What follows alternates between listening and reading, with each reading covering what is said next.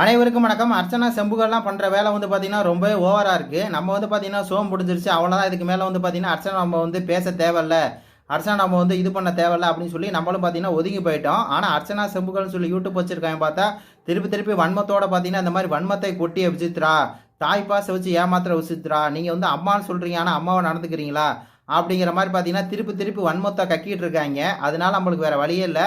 விசித்ராமா fans வந்து திருப்பி நம்ம வந்து ஆக்டிவேஷன் ஆகணும் போல இருக்குது. நம்ம வந்து சைலண்ட் மோடில் போயிடுவோம், அவ்வளோதான், ஷோ முடிச்சு போச்சு, நம்ம திருப்பி இதுக்கு மேலே வந்து அர்ச்சனா நம்ம வந்து இது பண்ண வேணாம் அப்படின்னு சொல்லி நம்ம நினச்சோம்னா இப்போ வந்து பார்த்தீங்கன்னா நம்மளை வந்து பேச வைக்கிறாங்க. இந்த பிரச்சனை வந்து எந்த அளவுக்கு ஒரு கேவலமான ஆள் அப்படின்னு சொல்லி பேசுகிறதுக்கு ஒரு நிமிஷம் ஆயிடாது.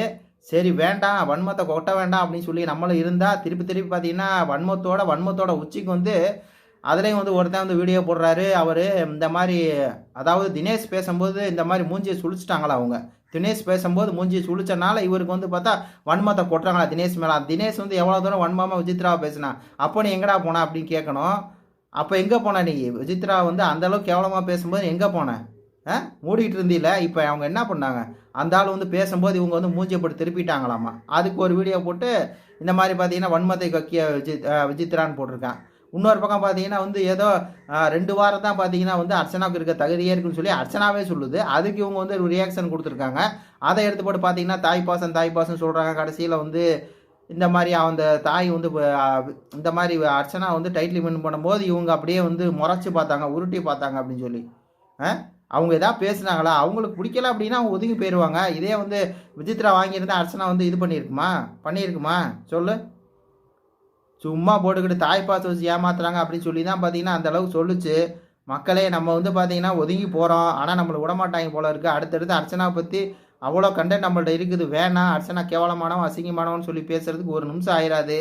பார்த்துங்க, தேவைலாம் பார்த்தீங்கன்னா தாய் பாச வச்சு ஏமாத்துறாங்க, ரொம்ப கேவலமாக இருக்காங்க, வன்மமாக இருக்காங்க அப்படின்னு சொல்லி திருப்பி நீங்கள் வந்து விசித்ராவை தேவையில்லாமல் சீண்டுனீங்க அப்படின்னா திருப்பி வந்து பார்த்தீங்கன்னா உங்களுடைய அர்ச்சனா முகத்திலே கிளிக்கப்படும். தேவையில்லாமல் தினேஷ்க்கு எதுக்குடா நீங்கள் முட்டு கொடுக்குறீங்க? தினேஷ் உங்களுக்கு என்ன பண்ண? தினேஷ் பேசுனதெல்லாம் உங்களுக்கு தெரியுமா? சர்க்கரை வந்து அவங்க வந்து திருடி தின்ட்டாங்க அப்படின்னு சொல்லி பேசுகிறாங்க. அதுக்கு நீ பேசுனியா? இன்றைக்கி ஏதோ மூஞ்சி அப்படி சுழிச்சிட்டாங்க அப்படின்னா டாப் 5ல் இருக்க தகுதி இல்லாத நபர் தினேஷ், டாப் 5ல் இருக்க தகுதி இல்லாத ஒரு ஆள் அர்ச்சனா. டைட்டிலுக்கு தகுதியே இல்லை, அதுக்கெல்லாம் வந்து டைட்டில் கொடுத்து வச்சுருக்காங்க. நான் அதுக்கே பார்த்துட்டு சரி போயிட்டு போகுது அப்படின்னு சொல்லி விட்டுட்டு போனால் நம்மள்ட்ட வந்து ரொம்ப ஏறி வந்து நம்ம பொறுமையை வந்து சோதிக்கிறாங்க மக்களே.